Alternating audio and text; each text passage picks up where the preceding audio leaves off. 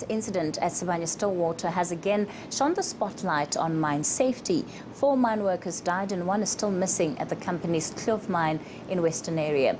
David van Wyk from Benchmarks Foundation joins me in studio. Thanks for your time tonight, David. Thanks for having me on the show. You're saying that the company, Sibanye being, is putting profits ahead of worker safety. Is this a claim which you can substantiate? Yes, indeed. We've had 80% of gold mine accidents this year coming from one company, Sibanye. And one has to see it in the context of a company that has a huge appetite. It has acquired a lot of other mines. It has acquired Rustenburg Platinum, it's in the process of acquiring Longman, and a variety of other operations. It is 23 billion rands in debt. It has made a loss of 5.5 billion in the last financial year because of its appetite. And so in order to overcome its debt problems and its financial flow problems, I think we suspect it is cutting back on mine health and safety and spending on proper safety regulations and controls at its mining operations. You can't have 19 people dying, almost 1 accident a month since February. So this is hugely problematic as far as we are concerned. Also the other question that we ask ourselves is, what were these workers doing in an abandoned part of the mine where there was no ventilation? Is it possible that the mining company is running a ghost parallel operation to the formal operation? The mine workers say that management forced them to get into this very dangerous area. They went there against their will. The Mine Health and Safety Act says workers can actually defy such an instruction. But discussions with workers show that the workers say that they would be fired if they insist on the Mine Health and Safety Act requirements. So what we also suspect is happening in that mine is board and pillar mining. They are actually mining the pillars. Now, if you go out of this passage that you have all these pillars holding up the roof. So if you're actually mining the pillars, you're actually taking off the supports for the roof, and you can actually have a collapse. The abandoned area of the mine should have been sealed off, and no one should have been allowed to go in there. So we're very concerned about what's going on there. One of the issues that you're raising, and this is with regard to the Mine Health and Safety Act, the unions have called for this particular act to be amended so that it is clear in terms of the powers that it gives workers to perhaps defy any instruction that they feel may be jeopardizing their safety. Now, you are saying that the current legislation does in fact allow for it. Why do you think, if that's the case, it's not being used to its maximum? Well, I think that the problem is productivity bonuses. Workers are pushed into productivity bonuses. The more rock you can move in a shift, the more money you can make as a bonus. And then this compromises safety. So when you have a safety officer with a work team underground, usually it's a member of the union that is there. Now, what happens is that the other workers pushing for the productivity bonus then reports the safety officer to management as being a hamper to productivity, and the safety officer is removed. So people are reluctant to actually work against the productivity bonuses. Now, a mine that is making big losses will be pushing productivity. They've had a bloodbath of retrenchments since last year. Tens of thousands of workers have lost their jobs. Now, in that situation, fewer and fewer workers are having to do more and more work, further compromising safety. This is the kind of allegation that, if true, especially because we've heard Sibanye deny that they knew what the miners were doing at that abandoned area of the mine, as it were.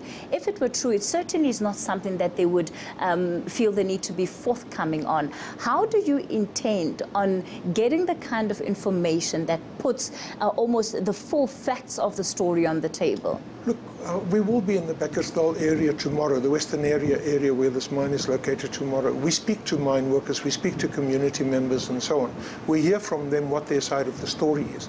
And they're very concerned that very often mining companies also bribe mine health and safety inspectors from the Department of Mineral Resources.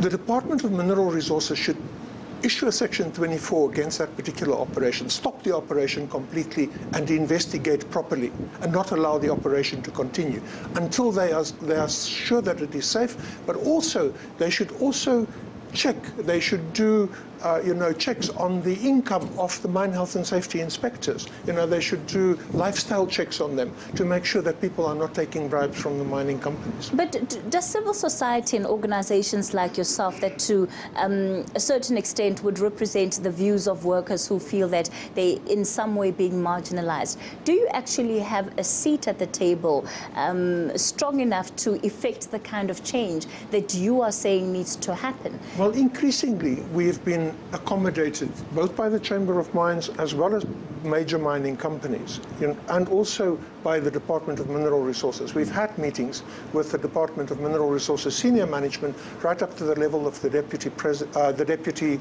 Minister of Mining. So increasingly they are listening to us. In civil society and in the broader public, we are well listened to. But, I think government really needs to look at gold mining. Also the fact that mining companies are selling redundant mines, major mining companies selling to junior mining companies, those mines are more than 50 years old. They're a huge, big problem for safety. They are also ultra-deep level mines, which makes them even more unsafe. However, that's no excuse for the company, because right next door to that is AngloGold Ashanti's operations, the deepest mines in the world, the two deepest mines in the world. And we're not hearing of fatalities from those two mines. So what are they doing right, and what is Sibanye not doing right?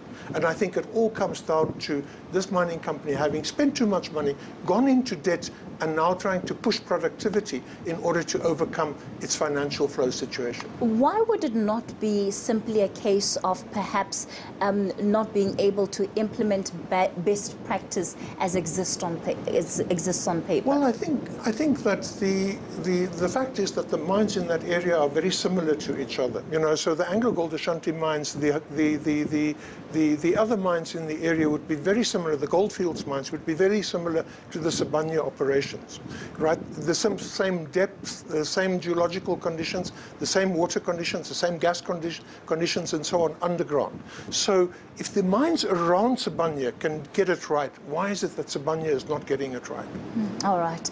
Certainly lots of digging, it sounds like you'll be up for tomorrow. Will you be issuing a report once you are done with your full investigation, if I can put it that way? I think in the next 7 days and so on, we will work on a report, But in the meantime, you would like a Section 24 and that mine be brought to a complete I think standstill. government should actually regulate. It should actually govern. It should not allow the situation to get out of control, because you cannot have 80% of mine accidents coming from one mining company in 1 year.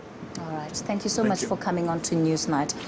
David van Wyk there speaking to us on behalf of the Benchmarks Foundation. They're calling for operations at Sibanye Stillwater to be brought to a standstill, and they'll certainly be visiting communities in that area to try and get to the bottom of what is happening there.